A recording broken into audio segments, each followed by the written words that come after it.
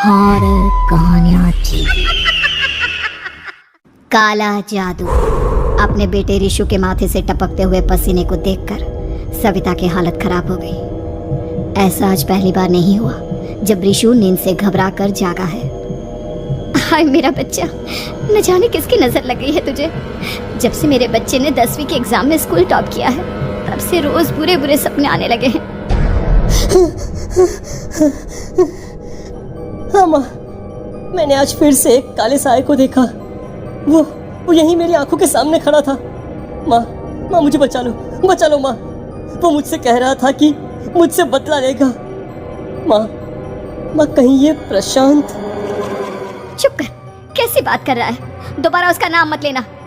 तुझे पता है ना, उस प्रशांत ने आत्महत्या कर ली, तो बार बार उसका नाम मत लिया कर। मम्मी, क्या सच में प्रशांत ने आत्महत्या की थी? चुप कर, बहुत सवाल पूछता है आजकल। और फिर रात के वक्त सविता के पूरे घर में एक अजीब सा काला धुआं छाने लगा। गहरी नींद में सोई सविता की जैसे ही आंख खुली उसका दम घुटने लगा। वो दौड़कर रिशु के रूम की तरफ गई जहां उसके दरवाजे पर घूमती एक काली परछाई देख वो बुरी तरह से घबरा गई। कौन है वहाँ? कौन है? सामने आओ। ये मैं हूँ, तुम्हारी काली करतूत।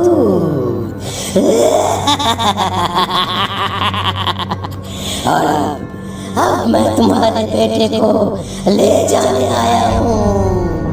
नहीं, मेरे बच्चे को छोड़ दो प्लीज। मेरे रिशु को कुछ मत करना। वो परछाई रिशु के कमरे में घुस जाती है। सविता भी उसके पीछे पीछे दौड़ कर जाती है और देखती है कि अब वो साया साफ नजर आ रहा था। वो सर से पैर तक खून में सना हुआ था और उसके शरीर के सारे अंग कटे फटे हैं। क्या चाहिए तुम्हें? तुम जो बोलोगे मैं करूंगी, लेकिन मेरे रिशु को छोड़ दो। उस परछाई ने रिशु को गर्दन से पकड़कर दीवार के सहारे हवा में उछाल दिया। रिशु जोर जोर से चिल्लाने लगा। माँ बचाओ मुझे, बचा लो माँ। ये मुझे मार डालेगा। माँ मुझे बचा लो माँ। नहीं, ऐसा मत करो। मुझे मार दो लेकिन मेरे बच्चे को छोड़ दो। मैं तुम्हारे आगे हाथ जोड़ती हूँ। वो परछाई रिशु को जमीन पर गिरा देती है और अचानक वहाँ से गायब हो जाती है। रिशु, मेरा बच्चा, तू ठीक तो है ना? कुछ बोल बेटा, क्या हुआ है तुझे? मैं ठीक हूँ माँ। क्या हुआ था यहाँ पर? कुछ नहीं बेटा, कुछ नहीं।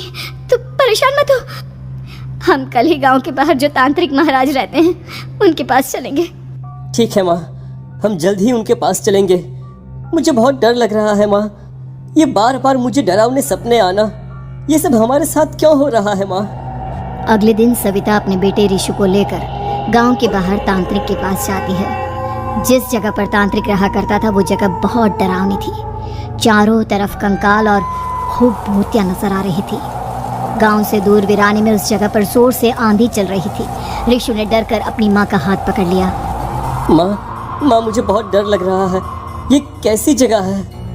देख बेटा, हमारे साथ जो कुछ भी हो रहा है उसका इलाज सिर्फ और सिर्फ ये तांत्रिक महाराज ही बता सकते हैं। अब यही है जो हमें प्रॉब्लम से बाहर निकाल सकते हैं।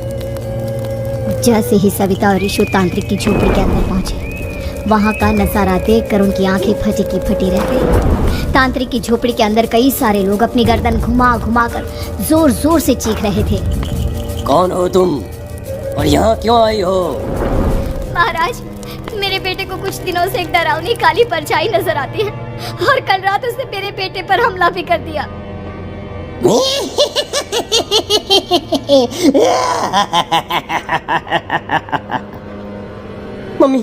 मम्मी हमें यहाँ से चलना चाहिए। ये जगह मुझे ठीक नहीं लगती। नहीं बेटा, ऐसा नहीं कहते। रुक जाओ, 2 मिनट के लिए रुक जाओ।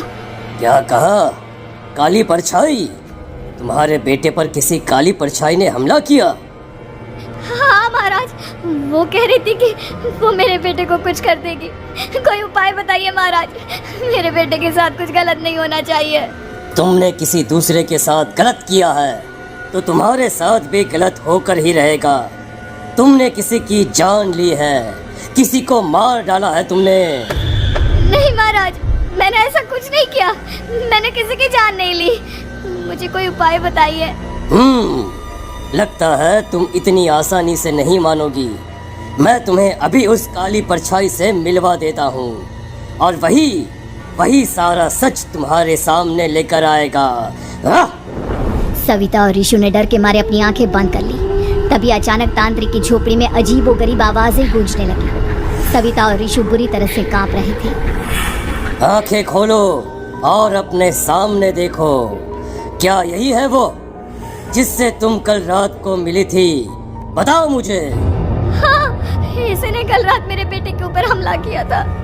ये उसी लड़के की भटकती हुई आत्मा है जिसे कुछ दिन पहले तुमने मार डाला था। मम्मी, ये महाराज क्या कह रहे हैं? क्या सच में आपने किसी की जान ली है? किसी को मार डाला है?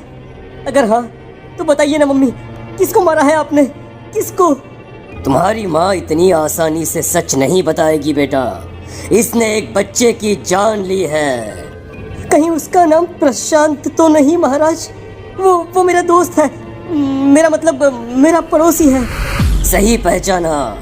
देखा सविता, तुम्हारा खुद का बेटा भी जानता है कि तुमने किसी के प्राणों की बलि चढ़ा दी और इसीलिए अब उसकी बुरी आत्मा तुम्हारे घर में भटकती है। मुझे माफ कर दीजिए महाराज, मुझसे बहुत बड़ी गलती हो गई। प्रशांत हमारे पड़ोसी का बेटा था।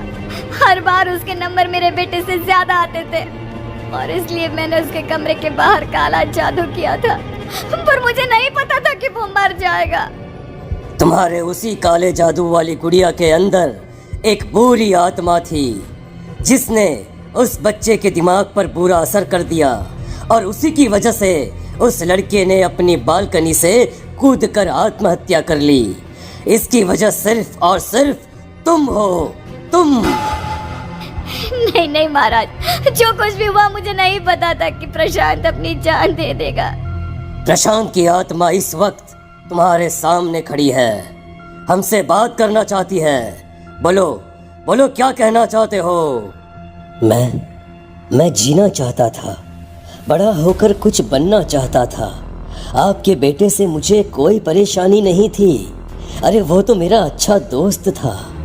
मुझे माफ कर दो बेटा, मुझसे बहुत बड़ी गलती हो गई, मुझे माफ कर दो। माफ करने से मुझे वापस जिंदगी नहीं मिल जाएगी।